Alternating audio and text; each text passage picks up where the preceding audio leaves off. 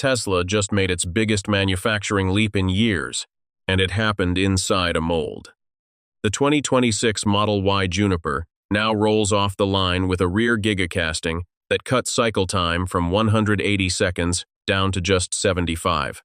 That is a factory being rebuilt around a single part.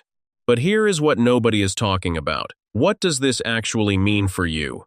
If you tap a parking garage pillar with the back of your Juniper, how bad is that repair bill going to hurt if you sell it in 3 years? Does this casting make it worth more or less? And if Tesla is saving serious money on every car it builds, why is not your price tag getting any lighter? Those are the questions we are answering today. No factory tour fluff. No engineering lecture. Just the real numbers and what they mean for your wallet. How big is this number? And who does it actually help? Let us start with what Tesla confirmed. The new rear casting for the Model Y Juniper weighs 60 kilograms, down from 67 kilograms on the previous generation. That is 7 kilograms shaved off a single structural component. To put that in human terms, Tesla removed the equivalent of a small carry-on bag worth of metal from the back of your car, permanently. The cycle time drop is where it gets genuinely impressive. The old rear casting took 180 seconds to produce. The new one, 75 seconds. That is not an incremental improvement. That is cutting your lunch break from an hour down to 25 minutes and still getting the same meal. The key technology behind it is called conformal cooling, which sounds complicated, but the concept is straightforward. Instead of cooling the molten aluminum from the outside of the die, Tesla now runs cooling channels directly through the die steel itself, like veins in the mold. The heat dissipates faster, more evenly, and with fewer weak spots in the final part. The output numbers reflect this directly. At Tesla's factories in Berlin, Texas, and Fremont, a new Model Y comes off the line every 43 seconds. At Giga Shanghai, Tesla's highest volume plant, that number drops to 1 car every 35 seconds. Run that math over a single shift, and you are looking at thousands of additional units per month without touching the factory footprint. Tesla does not need to pour concrete or hire a new workforce. They just needed a better mold. Now, does any of this land in your pocket as a buyer, not as a line item discount on the sticker? No. Tesla is not going to hand you a rebate check because their casting got faster. What they are doing is using that efficiency margin as a financial cushion. It lets them hold prices steady while inflation eats into competitor margins. It lets them fund FSD development without bleeding on hardware. And critically, when BYD or Hyundai starts pressing on price in North America and Europe, Tesla has room to cut without panicking.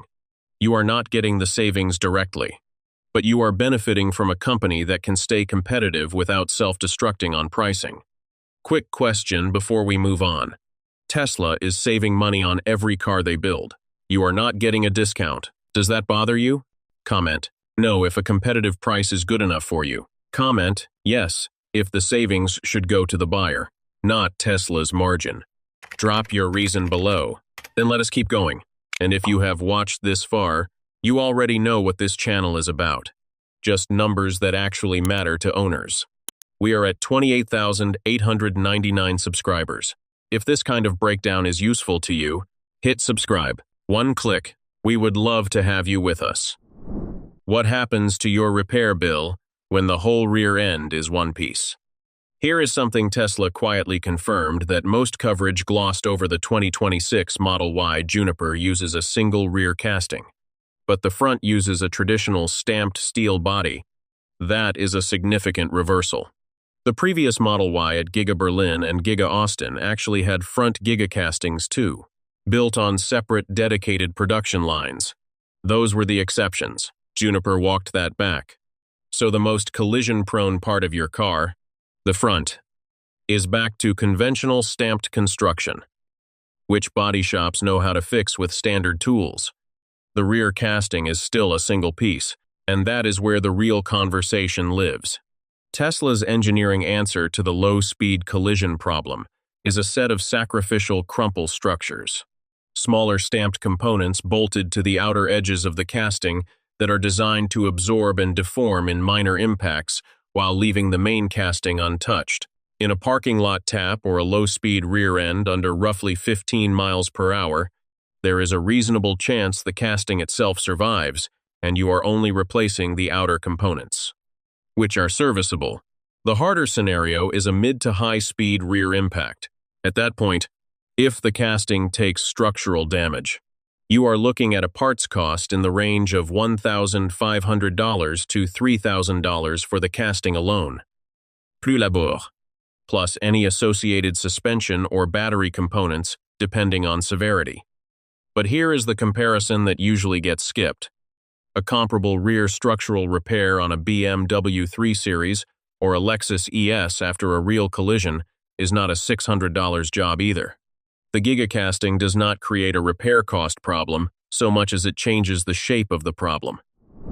Tesla is building a car every 35 seconds. Does that hurt your resale? Start with the weight reduction. The new rear casting at 60 kilograms versus 67 kilograms means the Juniper is 7 kilograms lighter at the rear structure alone. That contributes to overall vehicle efficiency in a measurable way. Better energy consumption per mile, marginally improved range in real-world conditions, and a slightly better weight distribution that affects handling. When someone shopping for a used Model Y in 2028 is comparing a Juniper against an older long range, that efficiency delta shows up in their cost per mile math. The casting technology itself, however, creates a perception problem in the resale market that is worth naming directly. A meaningful portion of used car buyers, especially older buyers who did not grow up with EVs, hear Gigacasting and picture something fragile and unrepairable. That perception, accurate or not, is already suppressing resale values on Gigacast Tesla models relative to what the actual mechanical condition would justify. If you are selling a Juniper privately in 3 years, you may be negotiating against a buyer's fear more than against the car's actual condition. But flip that around if you are buying a used Juniper and you understand the front-stamped rear-cast architecture, you may be walking into a market that is pricing the car lower than it should be. The fear discount is real, and informed buyers can capture it. The bigger resale pressure, though, is not the casting at all. It is the volume. One car every 35 seconds at Shanghai alone works out to roughly 2,450 cars per day from that single plant. Add Berlin, Texas, and Fremont, and Tesla is producing Model Y units at a rate that keeps inventory perpetually well supplied. High supply means dealers have leverage. High supply means Tesla can afford to run incentives, adjust lease rates, and cut prices on new inventory without it being a crisis, which is exactly what they have done repeatedly over the past 3 years. Every time Tesla drops the new car price, the entire used market reprices downward within weeks. That depreciation curve is steeper than almost any comparable vehicle in the segment, and faster Gigacasting makes it steeper still by enabling higher output without additional capital expenditure. If long-term value retention matters to your ownership math, that is the variable that deserves more attention than the casting design itself. So should this change what you do next?